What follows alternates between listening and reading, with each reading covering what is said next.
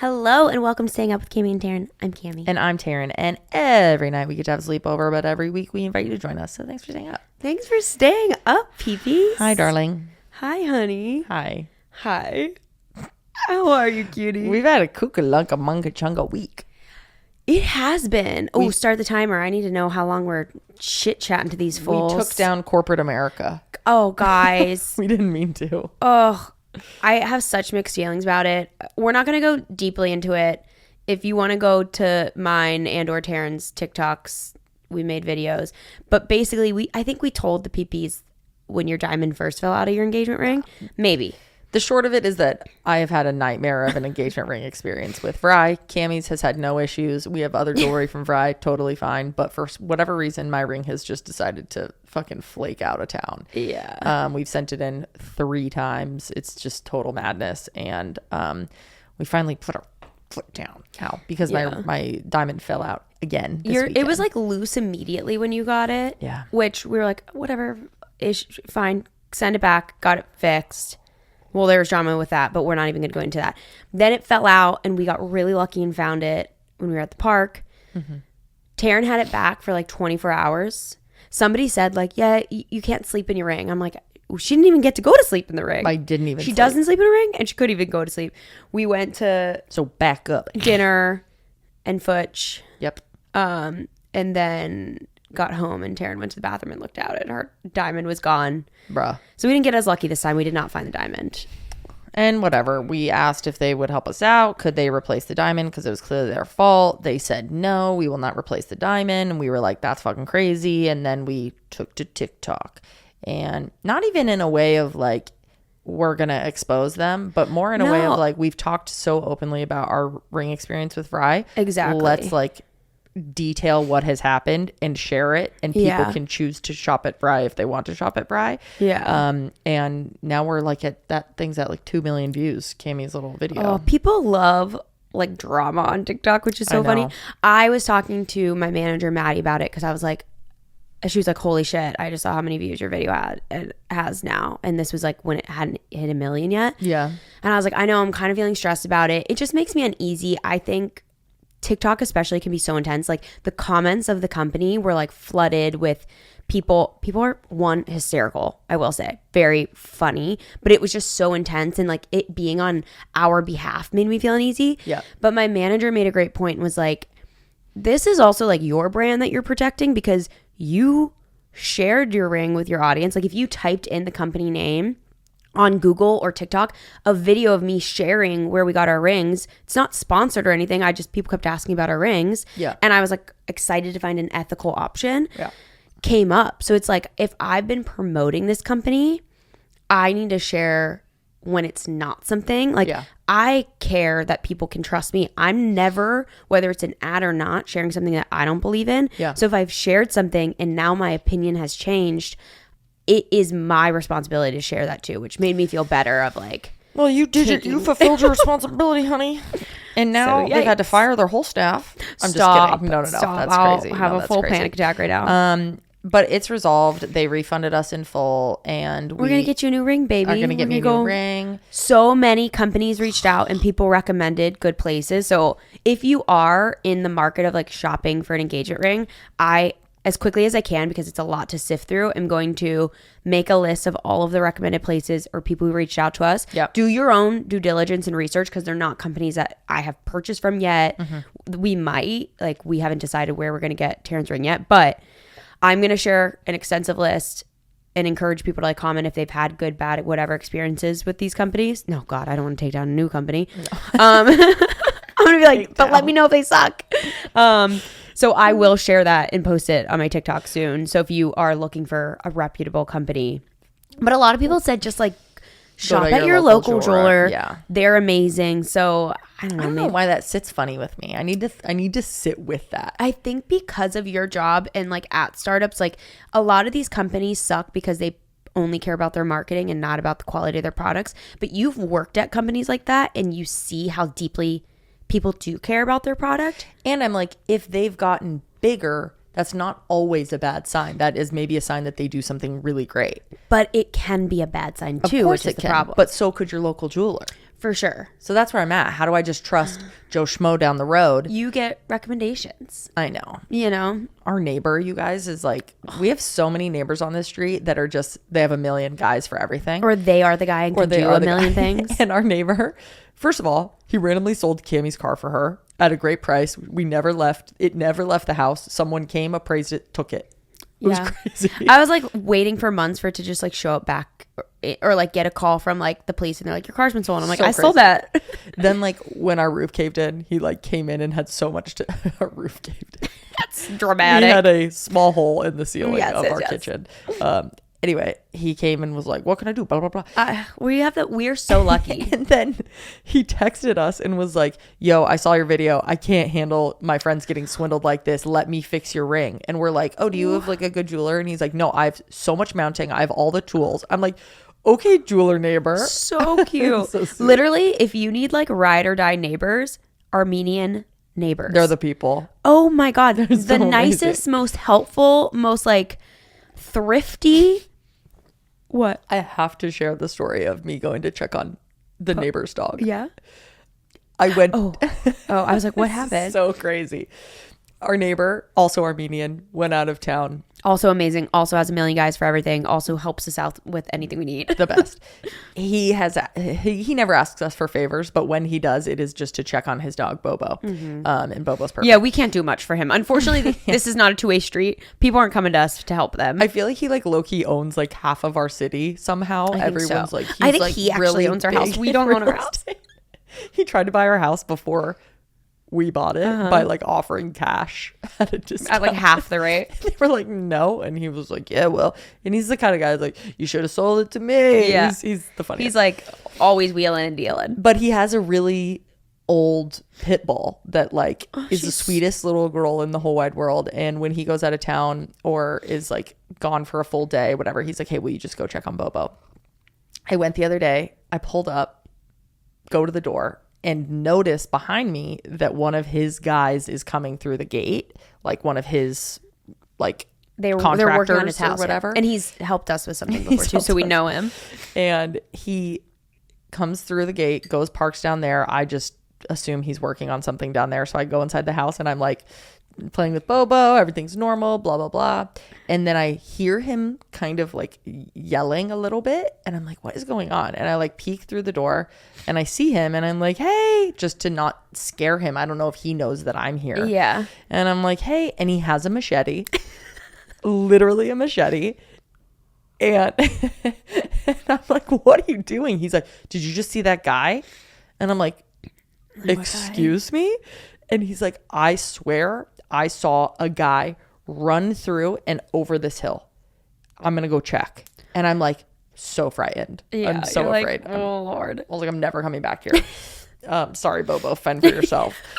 And then he goes, looks. He's like, I don't know. That was so weird. I didn't see anybody, whatever. And then he's like, was it you maybe? And you're like, I didn't run over a hill. I'm like, I certainly didn't. He's like, were you running? I was like, no. And now in hindsight, I'm like, maybe I was shuffling. Maybe I was like, had a little pep in my step up the little hill. Yeah, you got to like get a little momentum. But then maybe it was the poor guy who has dementia that we found on our hill. He was apparently moving fast, and that was an old man. That guy he was climbing our hill. But now I'm like, I can't get out of my head that he was like, are you that guy? I'm like, what did you see in me? Well, no, I think he saw something out of the corner of his eye. He saw a taller person because he's not that tall, right?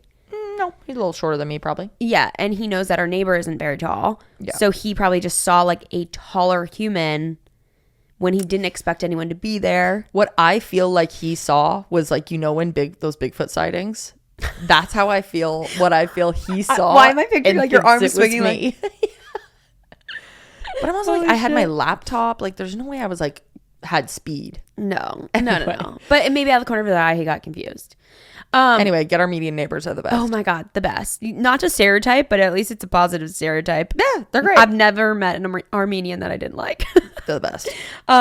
Also, the women Armenian. We live in an area in LA that is like all Armenians. That's why we're just saying this. I was getting my nails done, and it's a shop that's all Armenian women. My place or no? Your place. I forgot. We went. No, my place. Okay. This was before our wedding. And our dry cleaners, also all Armenian women, they are so nice to me. They think Kimmy is Princess Peach. Oh my God. If I am feeling down about myself, I just have to like go into one of those shops. It's like all Armenian women, because not the younger ones, but the older women tell me I'm beautiful. Like they treat me like Princess Diana. Like it is. They say it like it is. No. But like I want to always look good when I see them. I'm like, if they don't call me pretty, it will wreck me. It's a bad day. It will wreck me. Yeah. So anyway. If you need find some Armenians. Yeah. For literally anything. Best people in the world. I want to start a new segment on this podcast. Hit me. Because frequently I stay up at night and watch TikToks for a few hours, and I always am wanting to share on the podcast things that I've learned. So instead of having to be like, I saw this video, I'm starting a segment that's what did Cami learn on TikTok this week? That's great. Also, this segment, if TikTok goes down, this might be short-lived. So oh my God, I'll be like, what did Cami learn on Reels? Ugh, gross. I'll just bank a lot of info. How to coupon at Target. Ugh. How to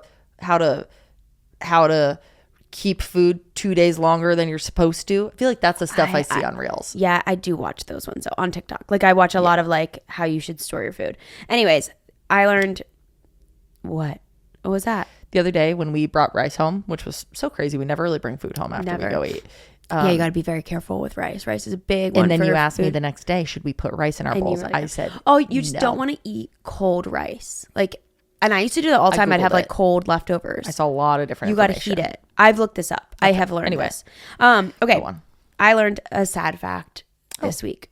So, whenever you're like really sweet and want to take a spider outside, you're like capture them in a cup, slide the paper under, take it outside. You're feeding them to the wolves. Not necessarily, but baby, I can see your bra strap. I'm trying to tuck Pretty it. Sexy. Spiders cannot acclimate. If they are in your home, that's typically the only home they've known. You can't just put them outside. They cannot live outside. You are basically killing them because they are going to die within that day. Oh my God, we're gentrifying spiders. Yeah. Yes. Literally kicking them out of their homes. So you're better off just let them live. They kill other bugs. Just like leave the spiders in your home. You can't kill them. Or just kill them on the spot because... put them out of their misery. Exactly. If you're going to just put them outside, they're going to die quite quickly because they just cannot survive out there. Isn't that sad? I would rather put them outside and let them have a little bit longer of a life than kill them on the spot. And I'm certainly not going to let them live. But on the spot, at least they don't know. Outside, they're like, water, food. Oh. Yeah. Sad. How do we know that for sure? Spider scientist? Spider scientists. Love that. Yes. Yeah. Well, a guy shared it. He shares facts, but he was at a dinner party talking to a spider scientist. Wow. And then people were confirming it in the comments. Spider scientists duetted it. But one of the comments was like, if I knew that all the spiders were on birth control, I'd let them live. But it's like the idea of them having baby spiders ever. Oh, I actually can't. I just got so itchy. That's a great thing to learn. Thank you for sharing that with me. You're so welcome. I have a joke that I made up the other day. You made up? I made up a joke. Dude, you're cute. What? Wait, can you paint the scene where you just like sat there in your head and it popped in? Like what? How? You'll see. This work? We were at bowling. We never go bowling. Okay. But we went bowling. Okay. I'm going to say a line. Then you're going to say, I love bowling. Okay. Oh, I haven't been bowling in so long. I love bowling. It's hit or miss for me. I love bowling. Oh, I thought we were doing a whole thing. It's hit or miss. I was so focused on my lines. Honestly, that was incredible. I wasn't listening to you at all. Let's do it again. Give this girl the fucking Oscar. Well, you said you were going to say it, so I thought then you're going to say just one time. Okay. I'm not asking you to quickly repeat. I didn't like the way I said it the first time, so I was excited for my second chance. Okay. Try it again. Do you know your line? I'm quite sure you do. I'm crying so bad. I haven't been bowling in so long. I love bowling. It's hit or miss for me. I'm crying so bad. How do you tell the joke? Do you like it? If I love it. How do you tell it if you don't preface like, this is your line? I feel like you could say like, do you like bowling? And then someone will I love bowling. Say it, or and you then just wait for hopefully your ask moment back. for someone to say, I love bowling. And then you say, it's hit or miss for me. You have to wait for someone to say, I love bowling. Yeah. I love those Just kind of jokes in where the you're just like, wild. I have. Yeah. Yeah, dude. Anyway, I thought that was pretty funny. You know what else I noticed? What? That like California is one of the only states in my research that has toilet seat covers in every bathroom. Really? You've been researching? You never notice that when you're out of California? I really noticed it in Arizona, but when you're out of California and you go to a bathroom in like a gas station or restaurant or whatever, I don't have it. they generally don't have seat covers. Interesting. And I love a seat cover. So that's I upsetting. don't. It feels wasteful. Yeah, but you're also down to put your butt on the thing. Well, I'm like, either Which is just so shocking. You don't, I know. You're not that. because I read a study that you can't like transfer stuff. It doesn't matter Yeah. to me. Yeah. I mean, I'll squat, but just like getting out a liner. And I also hate the feeling of the liner. And then I'm like, what if it like touches the water and it like soaks it up? And like I get more creeped out by that for some reason. Or I'd rather lay out toilet paper because it's, I don't know. I hate that you have to like break the center of the liner. And I'm like, what if I touch something? And normally if you just pee, it pops. That's scary. What, you're going to pee so hard it flies back up? No, you're going to not pee hard enough and it's going to just soak up and get all over your legs. No, what? I don't think you understand how this works. I actually don't get what you're saying. It doesn't pool up and go back into your legs. It gets wet and breaks. I know, but if it didn't break, It does and break. spreads to the outside. Every time it does break. I don't know. Imagine it. Anyone not have it break? Somebody. It's hit or miss for me. Okay, great. Shall we get into our meat and bones? Yeah, I'm excited. We are talking about fighting today. Yes. We asked y'all last week to send us your stories, and you did not disappoint. You never do. Sometimes. Fucking hell. Oh wait, hold on. Before we do this, I have to do our PB of the Weekie. Nice. PB of the Weekie is, I'm not really sure what your name is. You left a review. It's Tessa. Let's go, Tessa. TESASSSA 1 2 3. Maybe it's Tessa's ass. Tessa Azza. Whatever. Azza. What's she saying? Anyways, this is so cute. Title is currently commencing my third round of re-listens. Damn, brother. This podcast has consumed my life completely in the last month and a half. I have listened to I love all. that you're like, that's so cute. We're consuming your life. Sorry. Only care about us. Go ahead. I have listened to all episodes twice and it just wasn't enough. So I'm about to go in for round 3. Whoa. And then in parentheses, real. Because I'm like, no way you're listening to this shit 3 times. Whoa. I often find myself laughing and smiling to myself as I walk through the park while listening to Cam and Tare. Sometimes people smile back at me. Sometimes they turn around and walk the other way. Sometimes I add my own 2 cents as if I'm part of the conversation in real life. Baby, you are. Weird? Yes. That's not weird because we do that too. When we're listening to podcasts, it's so fun. Like we'll like talk or pause it so we can have a conversation. That's the best part of like listening and watching yeah. stuff. Yeah. In all seriousness, this podcast has been a saving grace for me this past couple months. It makes me feel like I'm not alone. It's like I have 2 lesbian buddies giving me all the best advice when they didn't even know that I needed it. I have been following Cam since I thought I was straight, and oh boy, how far we've come. Aww. Love the pod. Keep doing what you're doing, ladies. Let's go, Tessa's So ass. cute. Let's go, Tessa's ass. Fucking slap. I love it. That was really nice. I Thank thought it you. was so cute. Thank you for leaving a review. You also, all of you, the rest of you have disappointed me if you have not left a review.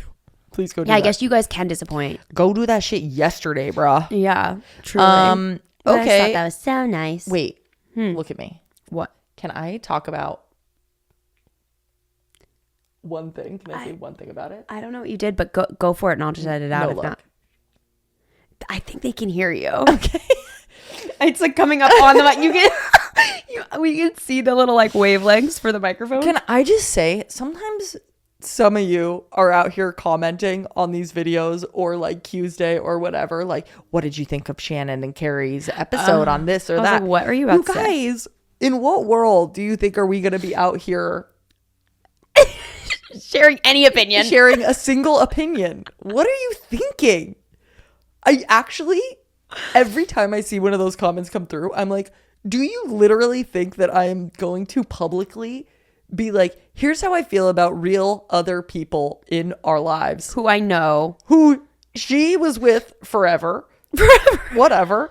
Like, it's so unbelievably crazy Somebody to think asked- that we're like a gossip site.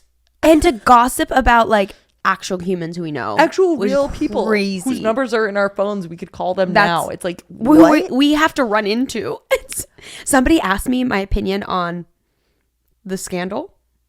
What last scandal? week. I don't want to talk about it. Oh. And I was like, in what world am I going to make a comment? Yeah. And why do you care what I think? Why does anyone care what we think about peers Yeah. that are real people in our life? Like, No, I get wondering. I like when stuff goes down with okay. anyone else, like that I understand. I I'll eat my words. understand wondering, but to ask and think that we will answer. Can you guys imagine if on Tuesday or on an episode we devoted a whole whatever to be like, yeah, let me share my thoughts on Shannon and Carrie's public breakup that was 4 years ago or whatever. And No, then we now only it talk has- about that on the secret episodes for the Patreon. I'm just like, that's so crazy. It's crazy. I wish everyone well. That is the most you'll hear us say. Yeah. Everyone be happy. Peace and blessings. Find peace, blessings, find your joy. Okay. That's all I wanted to say about that. Oh Lord. Anyways, Okay. Well, let me delete my little like notes I made about there. shut up. Okay. So you know what? Every couple's out here fighting, and it is a very secret, private thing that people do. And as I've gotten older, I've actually I feel like couples want to talk about it more with each other. Like I feel like when I go out to dinner, I have some friends that are like, "What do you guys fight about?" Or like, People want to know they're normal. yes, People want to know if everyone's doing what they're doing. 100%. If they're fighting more, if they're fighting less. And I think when we were younger, it felt people were scared to talk about it with their friends. They're like, I don't want you to like see my person in a different light. And now we are all like, we don't need to reserve this stuff for therapy. We can talk to our friends and we can get different opinions and we can have our friends call us out for our flaws in our relationships too. So y'all, I asked you to send in what you fight about, and we have organized them, and we'll share and just kind of share your guys' stories and share if we relate, kind of talk through our experiences with those as well. But we just wanted to start by explaining like what our biggest reoccurring fight is. Yeah. We, and totally transparently, to plan this episode, we talked about this earlier and I fully cried. got in a fight about how we fight and making sure that we fight about how we fight. like making sure that we share it in a way that is fair to both of us. Yeah. And not like too one-sided and Yeah. So it's like, but it was a really nice chat. I actually really appreciate where it got to, and we can share that. Like, yeah. I feel like you're our spokesperson for how we fight. I don't know. I think I want to be. I'm scared. Go. Okay. Shit. How did I say it that we agreed on? Generally, we have one main reoccurring fight. It can take several different paths, and a lot of can it be put on any topic. Yes. The problem with it. But It's not like we fight about finances or yeah, chores. yeah. It's typically I am upset about something and I don't share it in a digestible way, either come in too hot or whatever it may be. I don't share it in a way that I know Taryn's going to perceive it well. Or sometimes she does share it in a way that is perceived well. Like, that should be perceived well. I'll say that. But because of patterns we have, and that's a hard thing I feel like with a lot of fights. You create a pattern, so even when you try to break it, one of you is going to assume the pattern's going to continue and like preemptively. Assume the position. But so true. So generally, I get upset about something. I share it with Taryn. It's one of two ways. She shares it a way that in the past I have been like, it would really help me if you shared it like this. Or she shares it in a way that is not good. Yeah. Either way, then Taryn is, I just want like my feelings to be validated. I'm not looking for like a big thing. I just really am like, I hear you. I see you. Your feelings are real. I might not have meant to cause that emotion, but I understand that you are having that emotion. That's what I'm looking for, kind of. And my experience is one, I'm super sensitive to tone. So if she is coming at me with any sort of tone, Yeah. my brain literally shuts off. I'm like, I'm not doing that. Even if I'm completely in the wrong or I'm whatever, I'm suddenly like, I'm not handling that. Or she shares it in a completely normal, kind, respectable way that I should be able to handle like a normal person. But then I'm so upset that she has taken something I've said or done a certain way. In a negative way. I'm like, you take it as like a personal attack where you're like, I'm like, wait, what? Of course, you know me. You know I would never do something to hurt you. So obviously, if you took whatever I said this way, you should know that I didn't mean it that way, because why would I do that? Where I'm like, I don't know. Like I of course want to give you the benefit of the doubt, but I it's also a lot of either past stuff from your childhood or past relationships where I'm like, in previous relationships have given people too much benefit of the doubt. Yeah. And then woke up one day and went, am I dumb? Yeah. Why am I pretending this person is better than they are? Totally. So that's been a hurdle I have to get through of like, let you be as good as I know you are. Totally. Assume the best, because I haven't been shown anything different. So your back gets pushed against a wall, and for whatever reason, when I'm upset, my first instinct always is to be like, that is totally not what I meant. Yeah. Let me explain to you what I meant. Yeah. I never go to like comforting her first. Yeah. Because you're like, if you know what I really meant, you would never. You won't be upset, and we're good. Where I'm like, I don't care. I'm like, let me clear this up. Yeah. Whoa, and I'm like, and you're like, hold up. I'm like, we're confused. You're confused right now. Once you get, and I'm like, that's irrelevant to me. I want to, because I also feel like then I'm aware of in my childhood, I didn't feel heard. Yeah. I didn't feel like my emotions and my issues were being focused on, because even though I'm the baby of the family, I was like the responsible one and the one not messing up. So it was like, can't be so easy. Yeah. So it was like, I can't vocalize my hurt because it's a burden to others. I hear that. So then when I'm like, I get that you want to justify it and tell me what really meant, I'm like, I don't actually care. Whether you meant it or not, I just want to feel heard and loved and cared for. And then when I'm not getting that reassurance, then I don't feel loved, and then it makes me question everything, and then it spirals, and then it becomes like well, now that we're here, like you did this and this, and then I'm handling it so poorly. Yes. That's the trajectory of when we fight, it goes there. Yes. I feel like my empathy shuts off and I shut it off. I'm like, okay, I don't want to deal with this. Yeah. I hate that we're even fighting about something either so stupid or so misinterpreted or looking at the patterns and going, oh, this is going to be a thing. Here we go. And now I'm annoyed. It too. I'm like, even if it could be nothing, and 90% of the time it is nothing. Yeah.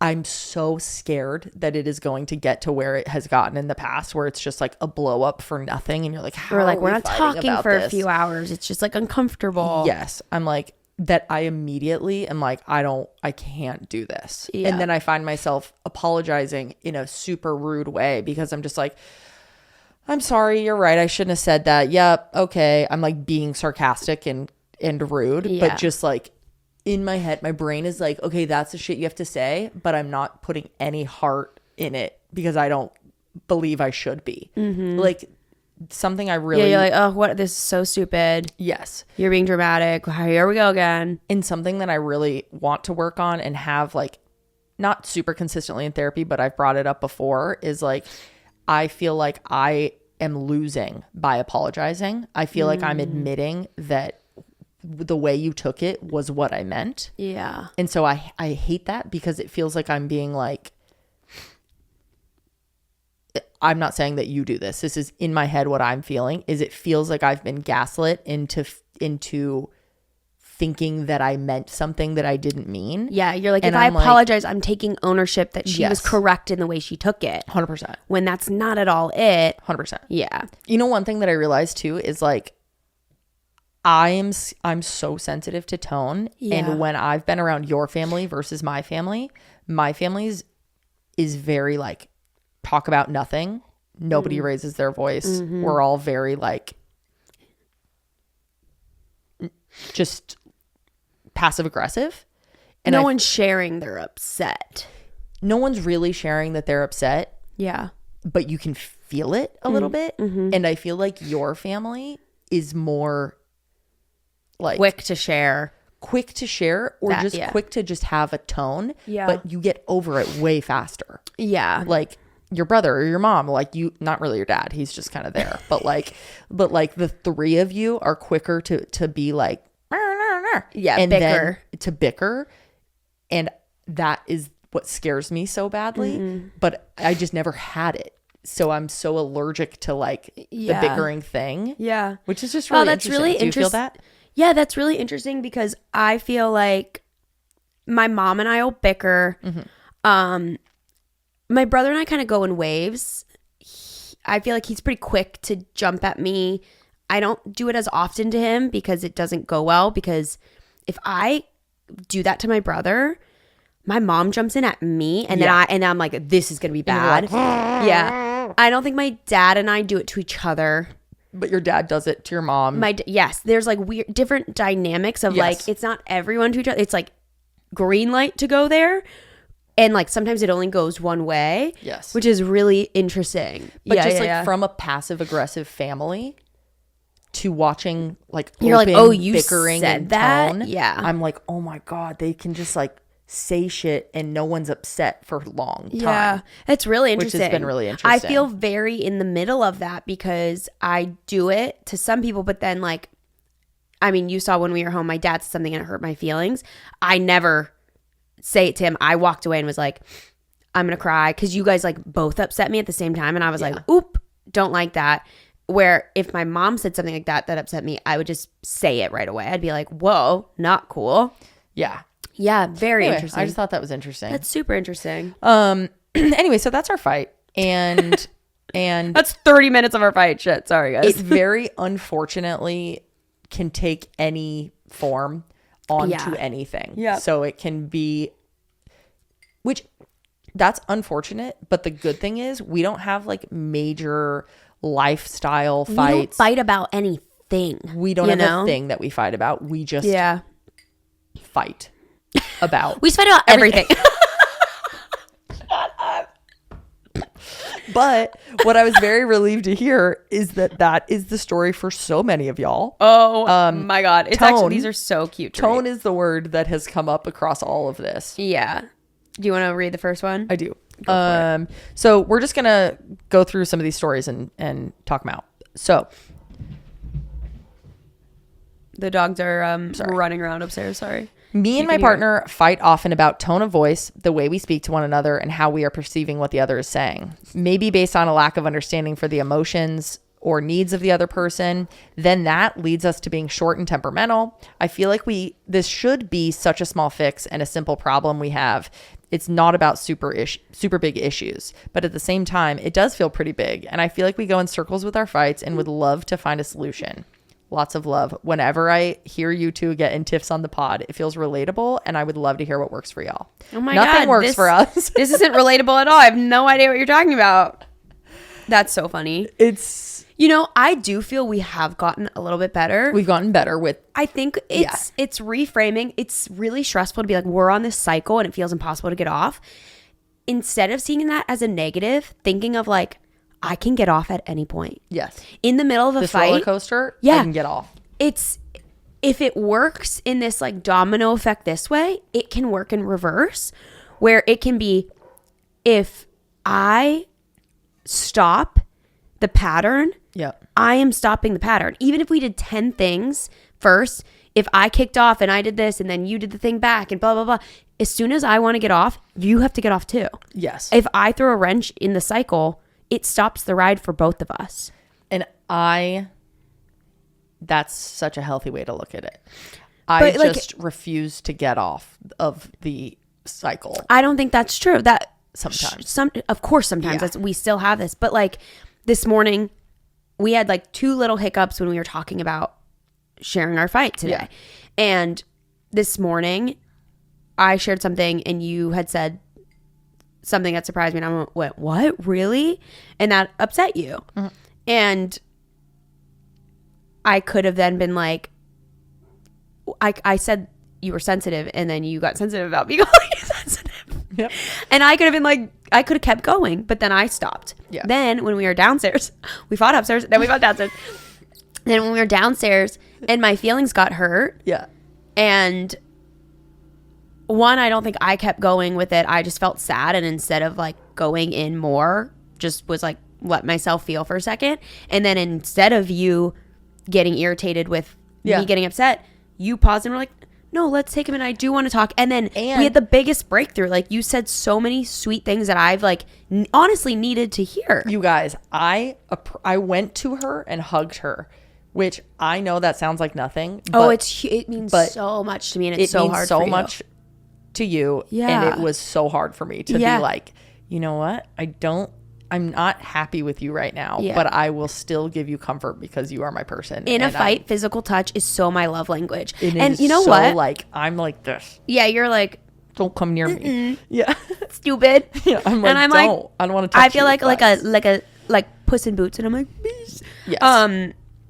I feel like that's also kind of advice for fighting, is learn your fighting love language. Yes. Sometimes people want you to bring them a little treat. Yes. Sometimes people want a little snuggle. Like, I wouldn't say that my number one, I think acts of service are my love language day to day. Yeah. But it's not actually what I care about in fighting. You'll do that in fighting. You'll like ask what I want to eat, or like, you know, you'll I'm like, if you'll bring me a water, which is so sweet. In like a 2-hour not talking moment, I'm like all of a sudden putting away the dishes, and I'm like, here's your cup of water. But for some reason, that actually makes me resentful, because I'm like, oh, now you're gonna clean because we're in a fight. Like, that pisses me off for some reason, which is so funny because that is my love language. That's me trying to come to you in a way that I know you appreciate. Yes. And as far as I can come to you, because I'm like, when you're pissing me off, I don't want to hug you. But it's so funny because when we're fighting, I need to feel that of like, please show me that you still love me in this moment. Totally. And you're trying to, by doing the acts of service, which is my number one thing. Yeah. But in that moment, I'm like, I need physical touch. And you're like, I'm not giving you that right now. Sorry. No, don't. But that's just, that I think sucks. that's such an, I've never thought about that. No, but it's so sweet that you're like, I'm going to do the dishes. And I'm like, I pout at that. I'm like, okay, you're going to fucking take the trash out now? Dude, one time we were fighting, like, I don't know, 3 weeks ago. And we never spoke about this, but I took Riggy's poop and dropped it off at our vet. Oh, I don't know why that pisses me off. What? I was like, she's gonna love this. She hates running errands like this. I was so grateful you did that, but it was like, oh, you want a fucking pat on the back? Like, I get so irritated when you do a chore. I think because I'm like, would you have done this if we weren't in a fight? Like, are you just trying to like? Yes, I would have. I don't know, but I'm saying why it pisses me off for some reason. I hear that. But don't stop doing it. I love that it's done. But like, why is that irritating me? You know what my thing is that I love when you do when we're fighting? What? When you come up to me and say, that was so mean of me to say. Yeah. I am like, you smile. I want to fucking honey, crush you. You with like love. Giggle. You're like, I'm like, she saw something that I saw. Like, I feel she agreed. Like, I feel so validated in those moments. There's nothing more that, like, you could do any chore, anything, but that little string of words of you just being like, that was nice. That was not nice of me. I'm sorry. Yeah. I'm like, you're like, yes. Take your shirt off. I will kiss you. Anyway. Okay. So that's tone. There's a lot more there, but we're going to skip them. We're going to skip the other two? I think so. Just because I feel that is. Yeah. We got to get into more meat and potato vibes. So married fights. We coupled like 3 people who are married. Yeah. And talked about what they're fighting about. You want to take us through one, honey? Sure. Wife and I have been together 14 years, and of those 14, we just celebrated our 7-year wedding anniversary. Taking away the early stage arguments, immaturity, finances, house chores, etc., I think our most common arguments now would be in one of these two. Taking out frustration on one another due to being overstimulated. These common arguments / random bickering are quickly resolved, but are often done unintentionally due to our busy lives, difference in social batteries, or even just our current moods being off, sleepy, PMS, hangry. In the end, we aren't mad at each other, but frustration is often taken out on those closest to you. Love that. Yeah. Number 2, misunderstanding each other due to assumptions created by past behaviors. Being together since we were 19, now 33, we did a lot of growing up together. Sometimes we assume one another is feeling or acting a certain way due to our past moods or related gestures. In reality, these assumptions are off base and cause an argument due to trying to overcorrect a situation that was never there. Being together for so long, we tend to assume we know everything about each other and how we act, which is true to an extent. But in the end, we are always still learning and adapting every day. This was so insightful, and I feel like so well articulated and clear that they have worked on this and get this. Yeah. That reading that one calms me down a little bit because I'm just like, really, the more time you're with a person, the more you can understand who they are, how they work, and like rise above the smaller kind of neat, sillier fights, which we will get to. There's a lot of those. Yeah. But what's funny is like, it is often everyone in the early stages of a relationship are fighting about the same shit for the most part. Yeah. And then when you get into like the married stuff, it's like you're meta fighting. Yep. And it's just you're existing together on every level. Like your lives become incredibly intertwined that it's hard to like not let the other person's mood affect you. Yep. If I'm having a down day or you're having a down day, supporting each other but not matching your partner's energy. Yep. It's very hard not to take things out on the person closest to you, like they said at the end of this. This one is from another married couple, and it is such similar vibes, but just said differently. And I think people will be able to relate. Yeah. Wives for 8 years, and they just had their first baby. So there's a lot going on. Yeah. This is in their words. Let's just say there are levels of fights, but this is our most common. The lack of sleep joking turned serious fights. I'm an extremely sarcastic person. She knew this 8 years ago when I swept her off her feet. But for some reason, whenever we're joking around and teasing each other, it nearly always ends with her feelings being hurt somehow. And she'll snap and start saying how I'm offensive and what I said was so rude, this and that. Now, you'd think I should just apologize and be over it, right?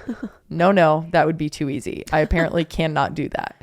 For some reason, this offends me. And I come back being like, I was just kidding, my dude. It was a joke. And you would have laughed. And if you didn't have a stick up your booty hole.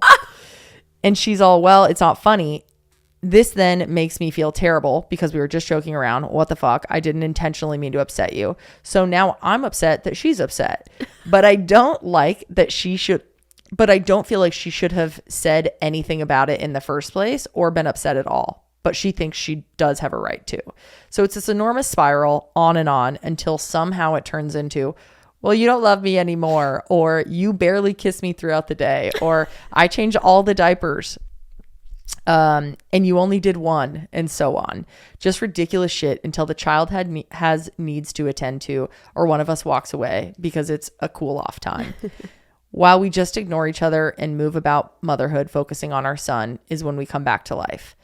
We will have drank enough coffee, had enough water by now, finally got to eat something or shower, just taking care of our human Tamagotchi selves.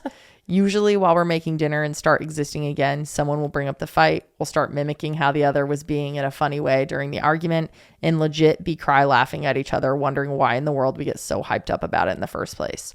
We both apologize. Everything goes back to normal.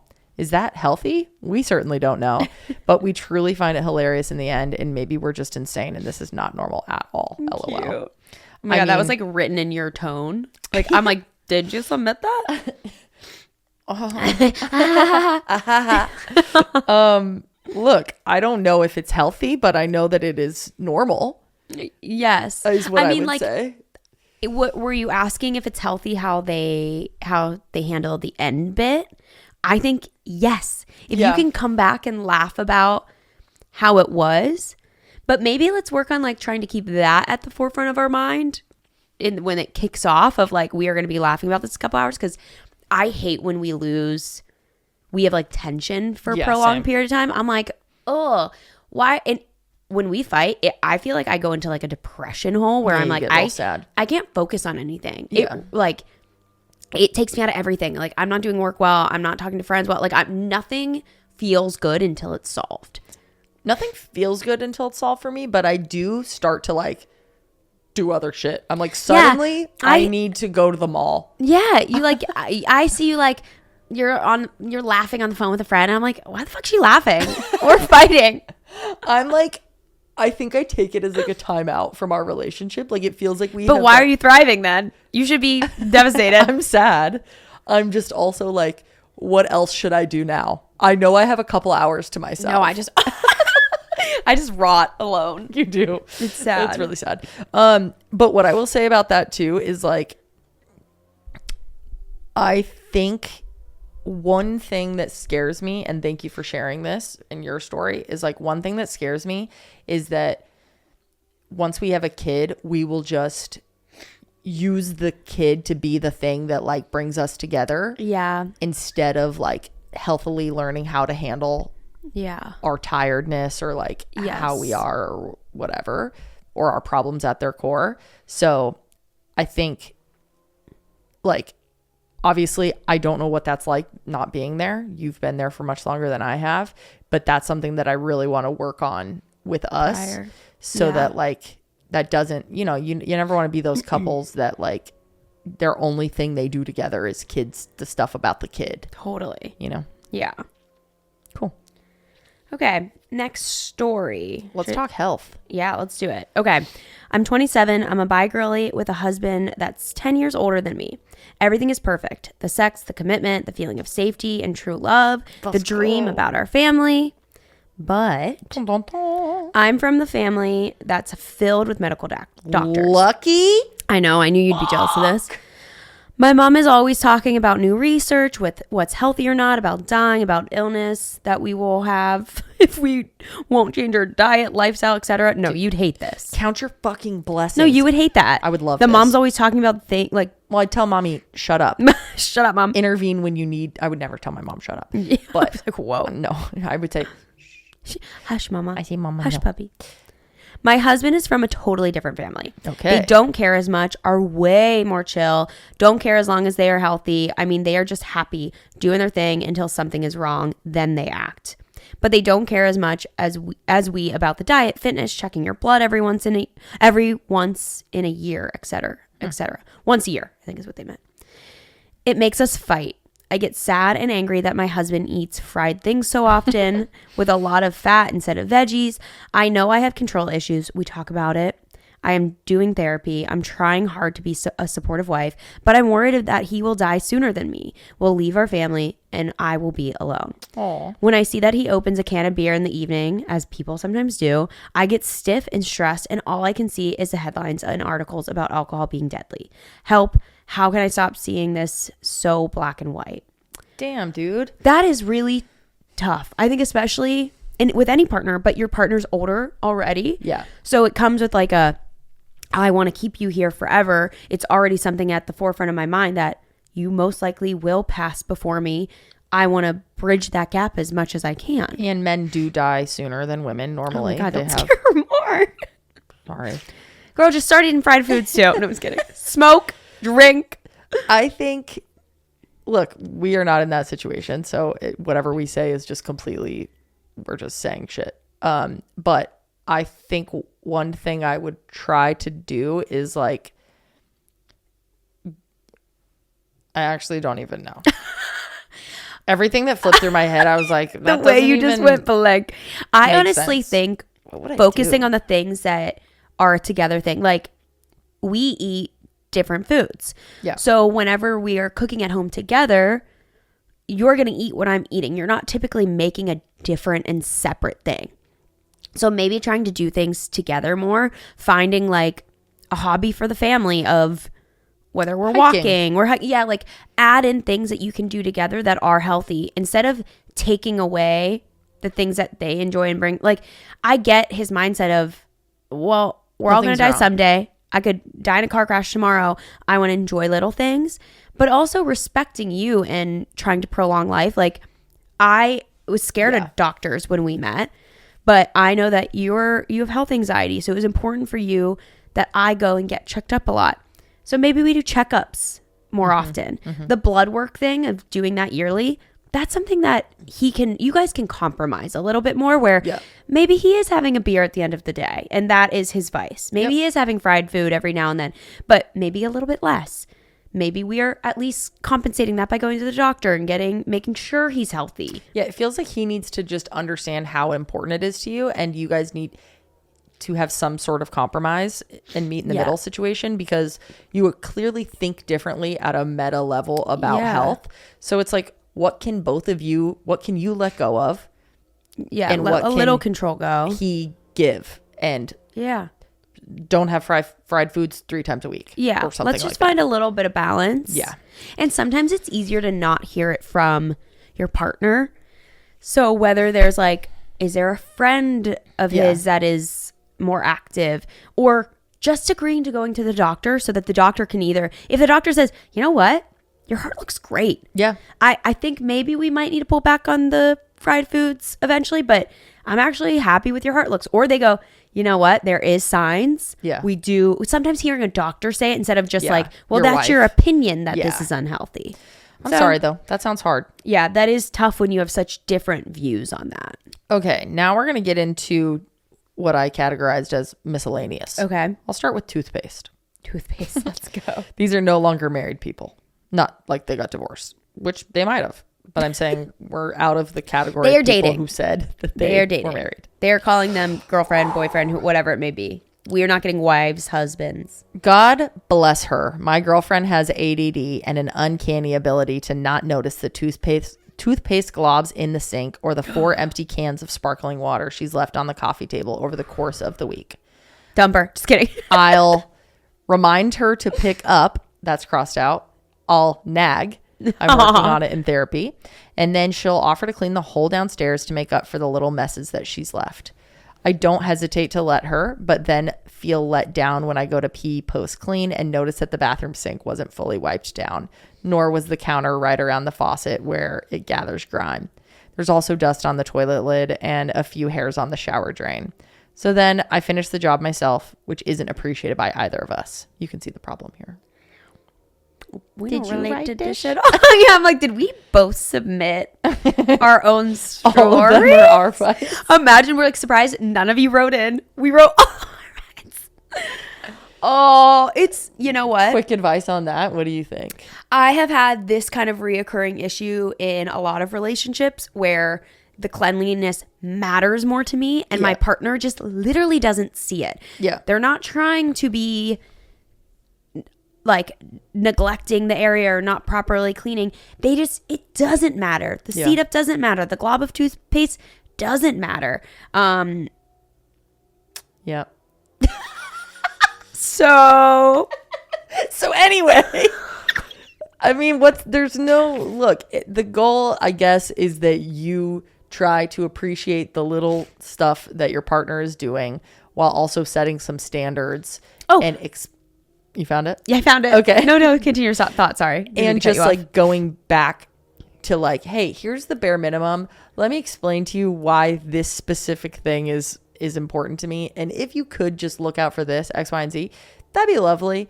But also, I don't expect you to get it right. And I'm certainly not going to be mad at you if you don't. Yeah.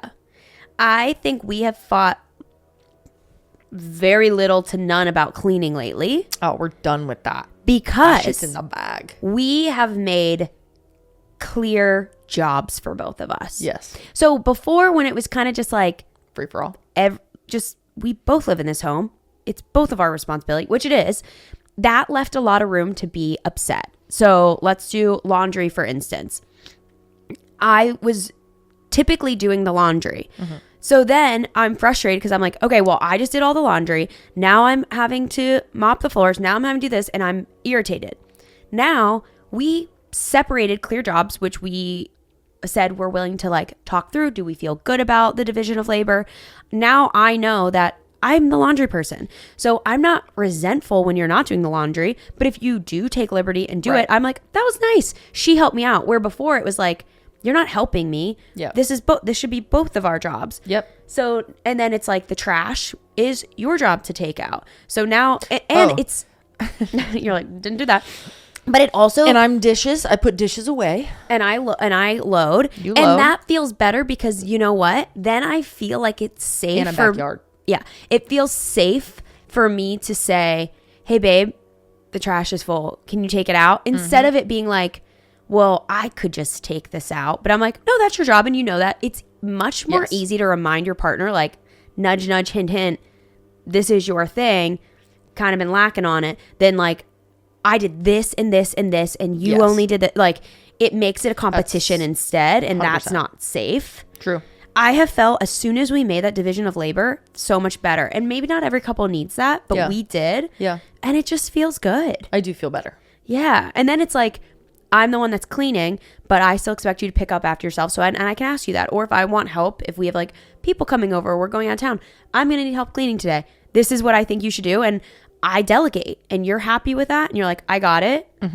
And then if I don't love the job that you did in the bathroom, I'm just going to touch it up. Yeah. And if you see me doing it and go, did I not do that right? I'm like, no, you did really great. But you know what? I did notice this and this, and it bugged me. And I do see that you'll get sad about that. But we both are like, I had to deal with touching it up. You can deal with that it wasn't fully up to my standards, and we just move on. True. Beautiful. Nice. Good advice, honey. Okay, which one should we go into next? We only have a few more minutes to get through some of these. Oh my, there's so many. Okay, you know what, guys? Let me just quickly list the titles or like what they're about so you can feel like, oh.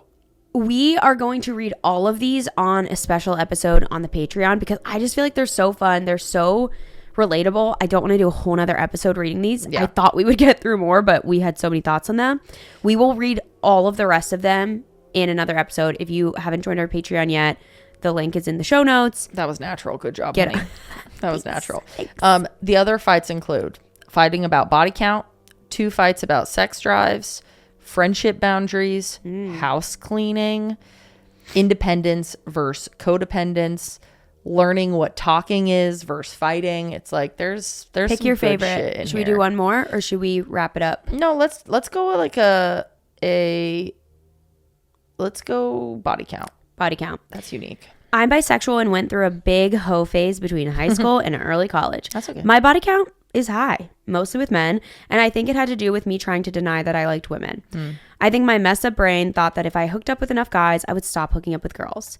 Fast forward into my late 20s, I've grown up a lot, stopped hooking up with so many people, and met the love of my life. Congrats. Frustrating that it's a man, but he is seriously it's so funny. He is seriously incredible, and I think he is my other half. He has known since day one that I love women, and he is the biggest ally. He is 4 years younger than me and has only slept with a few women prior to me. Our reoccurring fight is the fact that I have such a high body count and he does not. I think he feels like it's a competition sometimes, and he compares our numbers. It just feels really unfair, and I asked him not to judge me for my past because I was clearly working through some trauma. After some arguing, we always drop the conversation, but I feel like it's always going to be a topic that gets brought up. Thoughts, Bubba? Thoughts, Bubba? Thoughts, Bubba? My thought here, my friend, is that I'm happy you explored. I'm happy you had your exploration. No one can or should take that away from you. Body count is a hot topic in relationships for a lot of people. It's also so crazy that we call it body count. It's gross. It's so crazy. We're like, what's your body count? That's so crazy. Yeah. It's like a sniper. Ew. Is how it feels. Yeah. Anyway, I know this is not going to sound like what you want to hear, but I do think this is something that needs like a deeper exploration on his part, which is probably done in like couples therapy or therapy on his own. He clearly has a problem with it that is, there's nothing you can do. And it's not resolved. If it, like, no. This isn't like one of those little fights. It's just like, oh, we always fight about this. This is something that's like, we can just get past this. And it's probably one of those things that his feelings around it eke into different little things that you guys experience, or him feeling confident, him feeling like as experienced, and maybe he tries to showboat or overdo certain things. It's like, this is the type of thing that would slide into a lot of other little things, and it is probably worth it for you asking him to deal with it in some way, because that is what a relationship is. It is like, we have weird buttons, and we are not meant to fix each other. In certain ways, we can help each other and encourage each other or show people alternatives or whatever it is. But when it comes to stuff like this that just consistently nudges at you, that is so clearly a one-sided thing, like jealousy. That's something that I have worked on in my own therapy, literally, where I am like, I don't get why I feel this way. It is childish. It is not based on anything. Cami gives me no reason to feel jealous or insecure ever. And that's on me to figure out. That is not on her, you know? So it's similar to that, where it's like he's feeling jealous or insecure in some way. Yeah. And if he is willing, and I hope he is, he needs to work that out. Yeah. And like on your side, I would actually encourage you to work through any shame you have around this. Yeah. Even saying like, it was just because of my trauma. I don't care if it was just because you loved having sex every other day with a different person. You should not feel shame about that. You also like weren't together yet. You can't apologize for things that you did before you were together. And I don't know, it's never fun to feel judged in a relationship. No. But I think, one, I want you to feel more confident about your past, even if it was because of trauma and you're not happy with the people you hooked up with. You might feel regret around that, but I actually want you to work through the shame of that because you didn't do anything wrong. Yeah. So one, I encourage you to fix your mind frame of that so that you can show up more confident to these conversations and hear your partner and like kind of get to the root of like where their insecurity is coming from. Is it them personally feeling like you got to do that, I didn't, or like I feel weird that you have this experience and I don't, like, am I not good enough for you? I want you to feel confident about yourself so that you can kind of hold their hand through their own exploration of like, why am I feeling insecure? Because it's not fun to feel insecure. No. And sometimes when your partner is feeling insecure, they kind of do need, not coddled, but like reassured. And sounds you should, like she's past that though. It sounds like she's done that. Yeah. I mean, your partner needs to deal with what they're going through, but it's hard to, you have to be gentle with this. Totally. Or they're going to shut down and be like, no one wants to hear that they're insecure. No. Like, that's not a fun feeling, but they do need to get there, and you do need to push back and challenge them. And I think it's easier to do that when you feel really confident in yourself. Like we've had similar things, not about body count, but like feeling judged or whatever for any past things. And it's when I talked about it in therapy and moved past it and moved past any shame I had for anyone I've been with or whatever, any issues that I've had, I was able to focus on where you were coming from more once I could show up not judging myself. Yeah. So that's great advice. Thanks. That's a tough one though. All of these are tough, but you know what?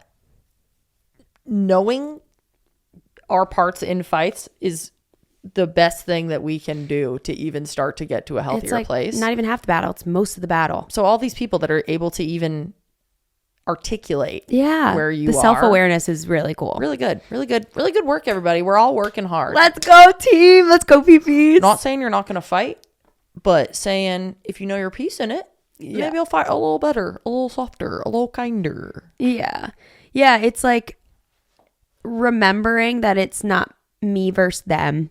It's us versus the problem. And it's so hard because we all have what your aunt and uncle referred to as the lizard brain. You can also think of it as like little baby you. We go there and our instinct is protect myself. And the threat feels like it's your partner, and it's not your partner. It's this like outside energy that's trying to get into your little like your space, your bubble, your couple bubble. And it's poking holes at it, and we get a little discombobulated. The fumes of the energy are making us like, you're the enemy, and they're not. Like your person loves you and cares for you, and we're just both trying to protect our own hearts. And we got to remember that like those hearts are intertwined in this relationship. Like the best thing for me is the best thing for you, and vice versa. And you just gotta come back together. We get better when we're a team. Team. I love you.